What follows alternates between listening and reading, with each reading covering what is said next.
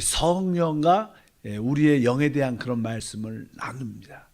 특별히 어제는 성령과 하나님 말씀과의 관계, 성령이 만약에 있다면 항상 하나님 말씀이 있어야 되고, 또 우리가 하나님 말씀을 참으로 받는다면 우리는 당연하게 성령의 충만함을 가질 수 있다.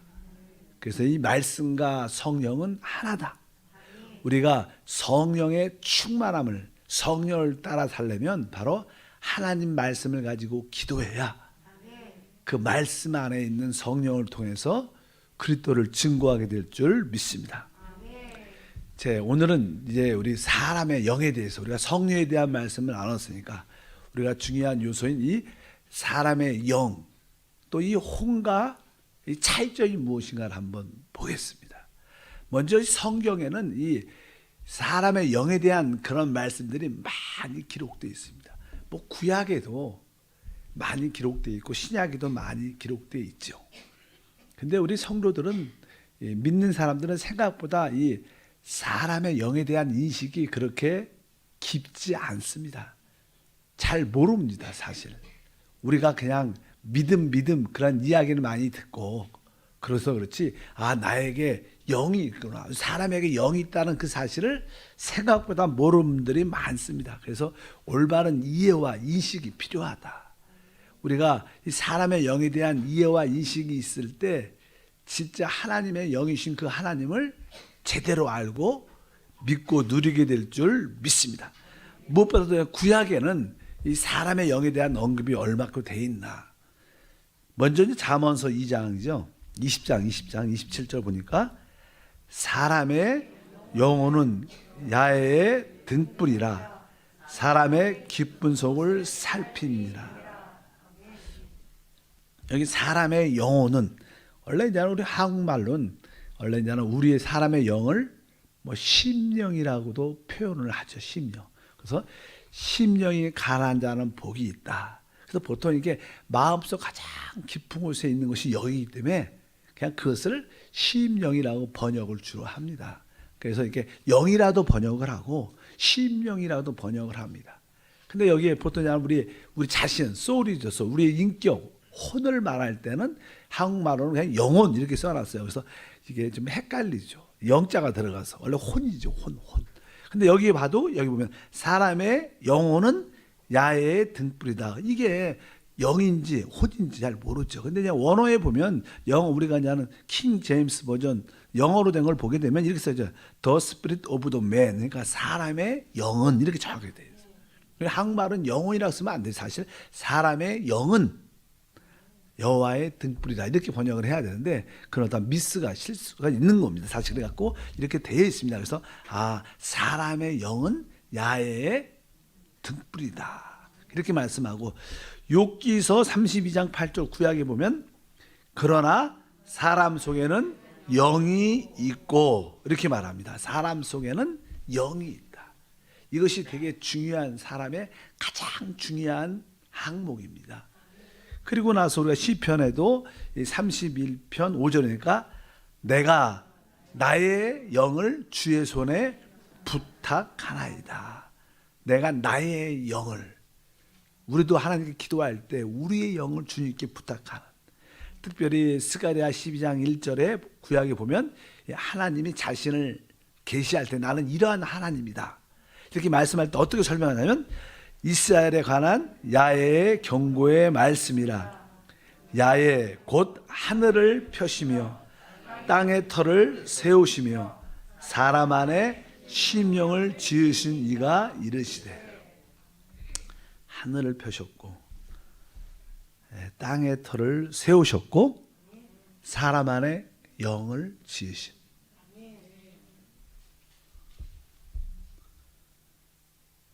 말라기 2장 15절 읽겠습니다. 시작. 그에게는 영이 충만하였으나 오직 하나님을 만들지 아니하셨느냐? 어찌하여 하나만 만드셨느냐? 이는 경건한 자손을 얻고자 하심이라. 그러므로 내 심령을 삼가 지켜 어려서 맞이한 아내에게 거짓을 행하지 말지니라. 뒷부분에 내 심령을 삼가 지켜. 내 영을 조심하라. 내 영을 지키라. 이렇게도 말씀하고 있어요. 그래서 구약에도 이 사람의 영에 대한 언급이 사실 많습니다. 그러면 신약에는 사실 더 많죠.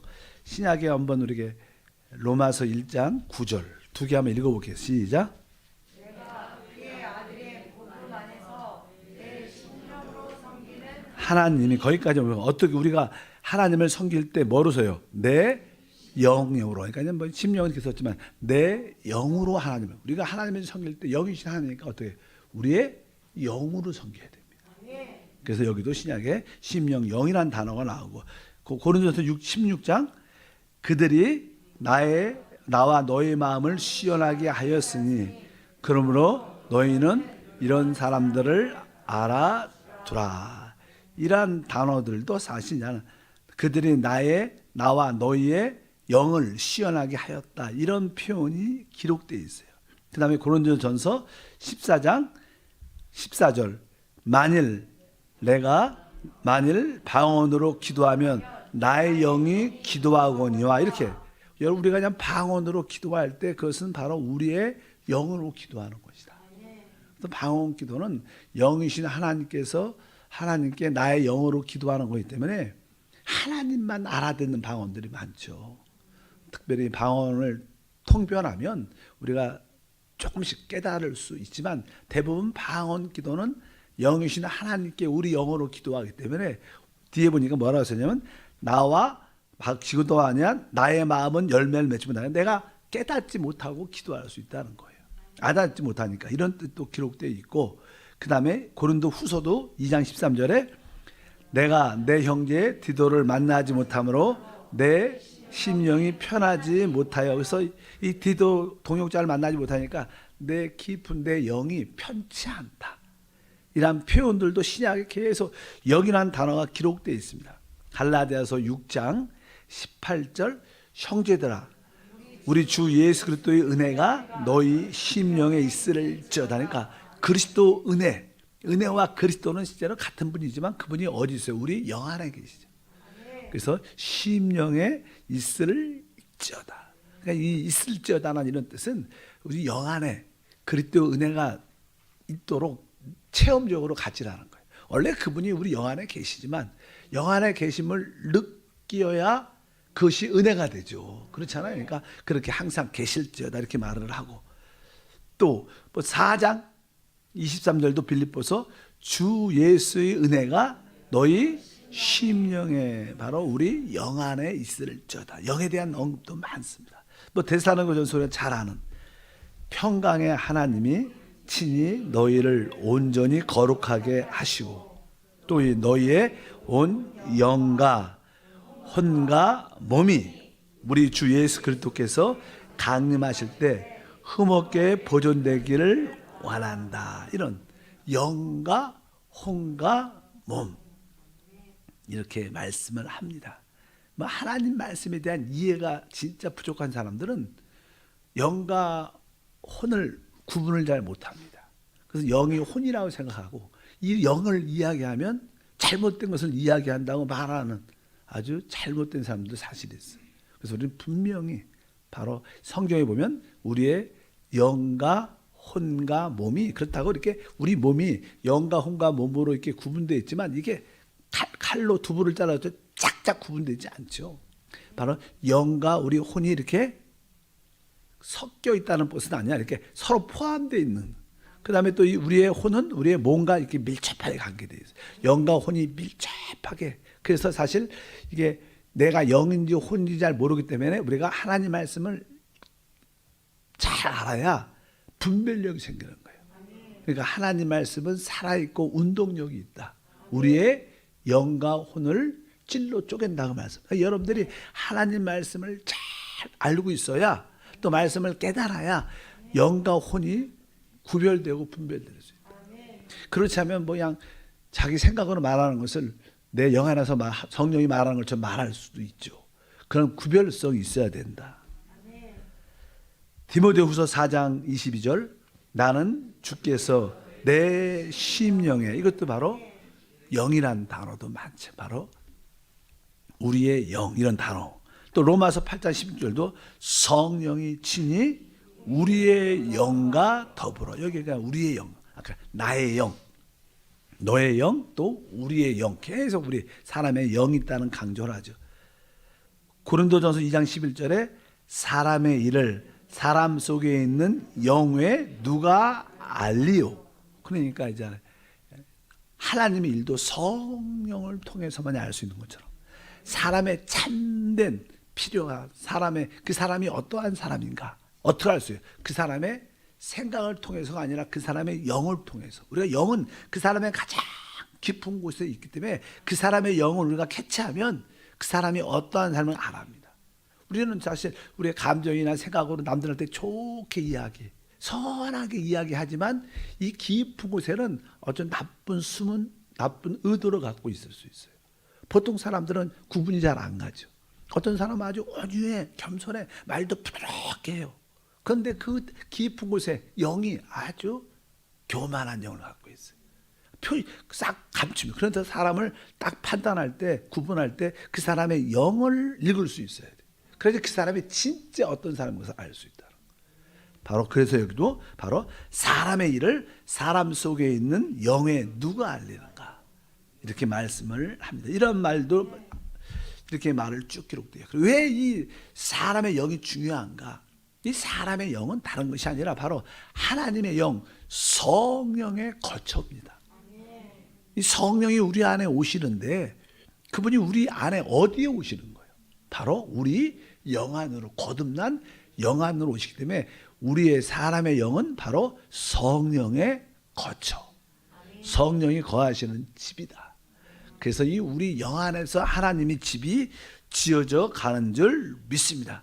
그러니까 주 예수가 죽음과 부활을 통하여 우리 안에 보혜사로 오시는데 보혜사가 바로 내주하는 성령이시죠.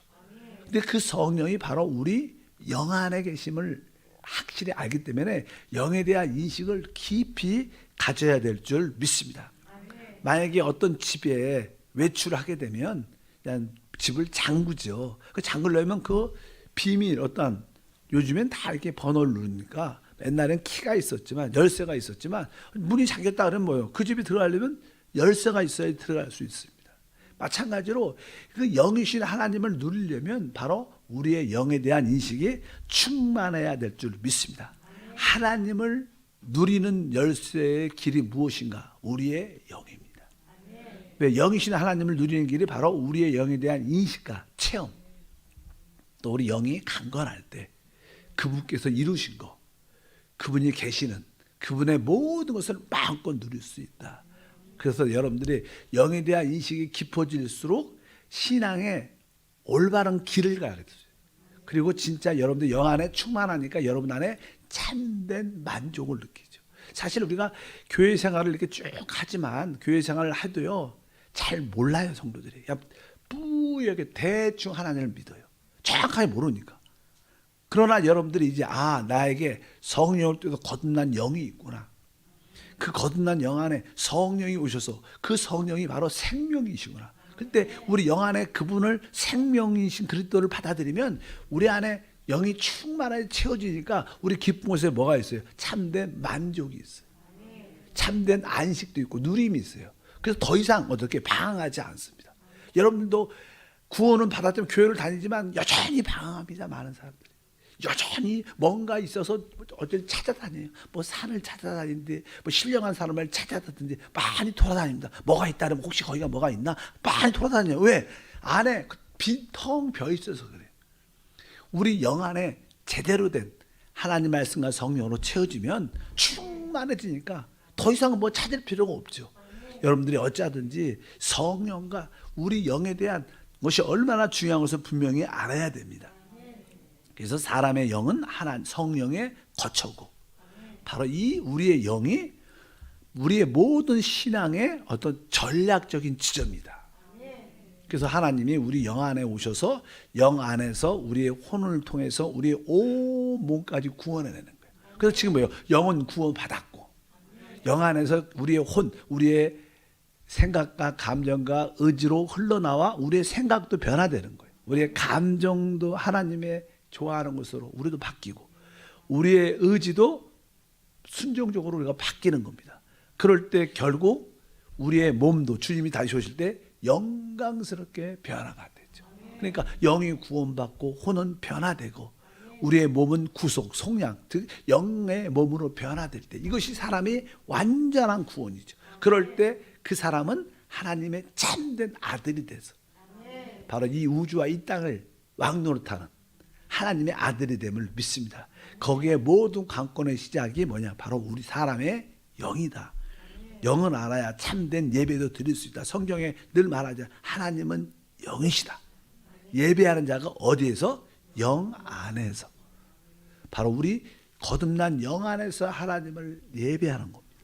영 안에서 하나님을 찬양하고 영 안에서 주님을 기뻐하고 그분을 사랑하는 줄 믿습니다. 그래서 사람의 영은 바로 하나님을 영접하는 장소다.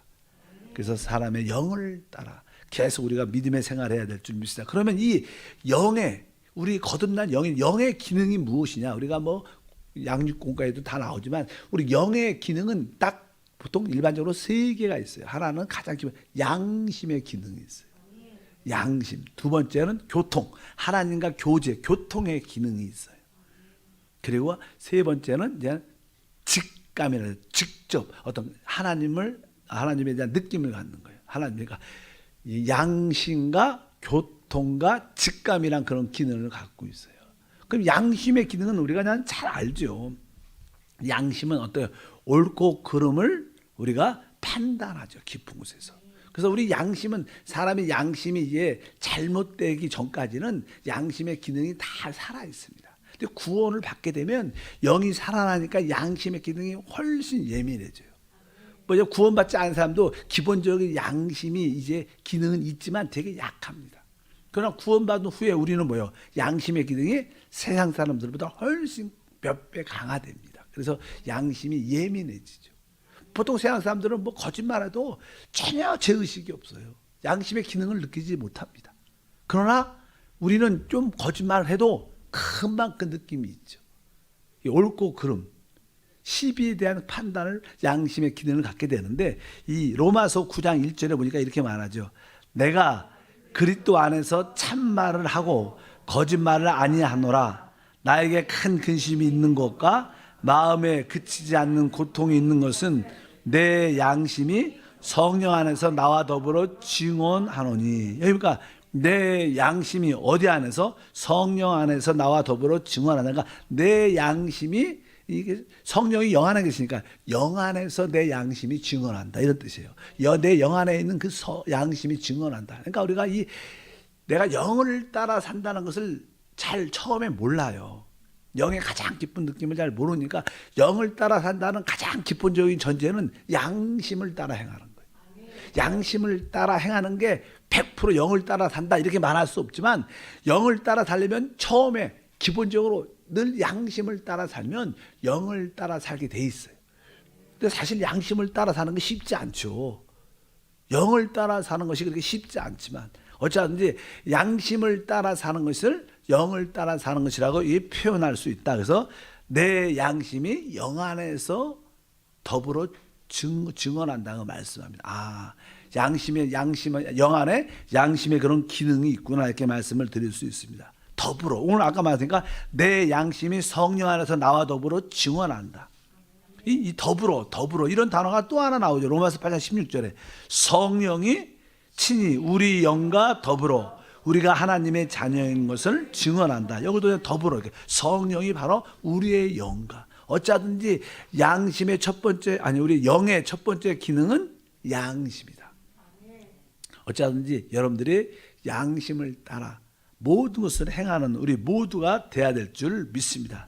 그래서 양심이 그럴 때 딱 그러면 우리는 해서는 안 된다. 멈춰야 된다. 또 이 양심이 우리가 잘못된 것은 항상 우리를 정죄하는 기능이 있죠. 너는 죄 잘못했다. 계속 우리를 정죄하고 의롭다는 그러한 증거를 하는 것이 양심입니다. 두 번째 영의 기능은 교통입니다. 그러니까 아까 하나님은 영이시다. 예배하는 자가 영과 진리로 예배하라. 그러니까 예배는 하나님과 어떤 교통하는 것입니다. 그러니까 두 번째 영의 기능은 교통인데, 교통은 교제한다 이런 뜻을 갖고 있어요. 우리가 로마서 4장 24절, 로마서 1장 9절, 하나님은 영이시니 예배하는 자가 영과 진리로 예배할지니라. 여기서 예배는 교통을 의미합니다. 상호 서로 이렇게 교제를 하는 것인데, 뒤에 보니까 로마서, 내가 그의 아들의 복음 안에서 내 심령으로 섬기는 하나님이 나의 증인이 되시거니와. 여기 보면 내 심령으로 섬긴다. 우리가 사실 섬긴다는 것은 봉사한다는 뜻이고, 봉사라는 단어는 예배라는 뜻입니다. 어차피 우리가 예배하고 주님을 섬기고 주님과 교제하고 주님과 기뻐하는 이러한 모든 것이 바로 교제의 기능입니다. 이것은 다 어디에서? 영 안에서 섬기는 것이고 영 안에서 예배하는 것이다. 그러니까 이 영의 기능은 바로 주님과의 교통과 교제의 기능이 있다. 이렇게 여기서 말씀을 하는 것입니다. 세 번째 기능은 이제는 직접 어떤 영적인 감각을 느끼는 거예요. 그러니까 보통 우리가 어떤 환경을 보고 어떤 사람의 이야기를 듣고 전화를 받고 그다음에 그러면 사람이 이런 일이 생길지도 몰라. 이거 두려움이 생깁니다. 근데 나는 어떤 환경에 관계없이 내적 환경과 전혀 상관없는데 내적으로 느끼는 감각이 있어요. 이게 하나님 뜻이구나. 이런 일이 일어날 것 같아. 이렇게 성령, 영 안에서의 어떠한 감각입니다. 그러니까 이것은 환경과 사람과 관계없는 지 오는 거예요. 우리가 보통 여자들은 육감이 좋다 그러잖아. 남편을 딱 보니까 조금 문제가 있는 것 같아요. 육감이 그건 자기가 육적인 느낌이고, 그러나 우리가 기도를 통해서 내적으로 느끼는 감을 직감이라, 직접 하나님께 느낀다. 그래서 영의 느낌, 그걸 직감이라는데, 그러니까 내가 뭐 환경과 상관이 없는데 깊은 곳에서 하나님이 이렇게 일을 하실 것 같아. 뭐 기도를 많이 하면 그런 직감이 있죠. 그런 느낌을 말 때부터 우리가 직감이라고 말합니다. 그래서 영의 그런 기능이 있습니다. 그래서 우리가 아까도 읽었지만 고린도전서 2장 11절에 사람의 일을 사람 속에 있는 영의 누가 알리오니. 그러니까 사람의 나의 가장 깊은 그 뜻을, 사실 많은 사람들은 생각으로 사니까 나한테 참된 필요가 뭔지를 몰라요. 내적으로 진짜 참된 필요. 그냥 내 생각에 지금 필요한 것만, 보이는 것만 필요하다고 생각하지만 실제로 진짜 나의 깊은 곳에서 나의 참된 필요는 우리 영만이 알 수 있습니다. 그래서 영에서 주는 그런 직감을 따라 우리가 주님을 섬기는 은혜와 축복이 함께 할 줄 믿습니다. 그래서 이 양심에는 이 세 가지 기능이 있으니까 우리의 신앙생활의 가장 주된 요소는 바로 이 양심의 기능이에요. 그러니까 양심을 잘 처리하면 우리가 영을 따라 살게 되어 있어요. 신앙생활에서 양심을 우리가 영적 성장의 단계에서 우리가 죄를 처리하라. 그 다음에 두 번째 뭐예요? 세상을 처리하라. 그 다음에 양심을 처리하라. 이렇게 말해요. 그러니까 우리가 우리 안에 있는 그 성령의 풍성함을 누리려면 일단은 죄가 처리되고 또 세상을 사는 마음이 처리되고 또 이 양심의 어떤 정죄, 죄의식을 느끼는 그러한 양심의 느낌을 처리해야 됩니다. 그래야지 하나님과의 꺼리낌이 없으면서 성령이 우리 안에서 막 흘러나올 수 있어요. 죄와 세상과 양심, 그리고 나중에는 나는 좀 더 육신을 처리하고 영을 잘 이렇게 순수하게 처리하고 이렇게 단계가 있겠지만 어쨌든 오늘 말씀에 우리가 양심을 처리하는 것이 아주 중요하고, 양심의 처리는 내일 말씀을 나누겠습니다. 하나님 아버지 감사합니다. 다시 한번 이 성령에 대한 말씀을 나누었고 이제 그 성령을 마음껏 누릴 수 있는 우리의 영에 대한 말씀을 나눕니다. 신구약에 우리의 영, 나의 영, 바로 너의 영에 대한 말씀이 많이 기록되어 있습니다. 바로 이 우리의 거듭난 영이 바로 성령의 거처고 바로 우리의 속사람의 핵심이고 바로 이 영의 기능을 통해서 하나님을 깊이 만납니다. 영의 기능, 양심과 하나님과의 교통과 또한 직감의 은혜가 깊은 곳에 있게 하셔서 하나님을 마음껏 누릴 수 있도록 축복해 주옵소서. 주 예수 이름으로 기도함나이다. 아멘. 하늘에 계신 우리 아버지여, 이름이 거룩히 여김을 받으시오며 나라가 임하시오며 뜻이 하늘에서 이룬 것 같이 땅에서도 이루어지리라. 오늘 우리에게 일용할 양식을 주시옵고 우리가 우리에게 죄 지은 자를 사하여 준 것 같이 우리 죄를 사하여 주시옵고 우리를 시험에 들게 하지 마시옵고 다만 악에서 구하시옵소서. 나라와 권세와 영광이 아버지께 영원히 있사옵나이다. 아멘. 할렐루야. 하나님을 찬양합니다.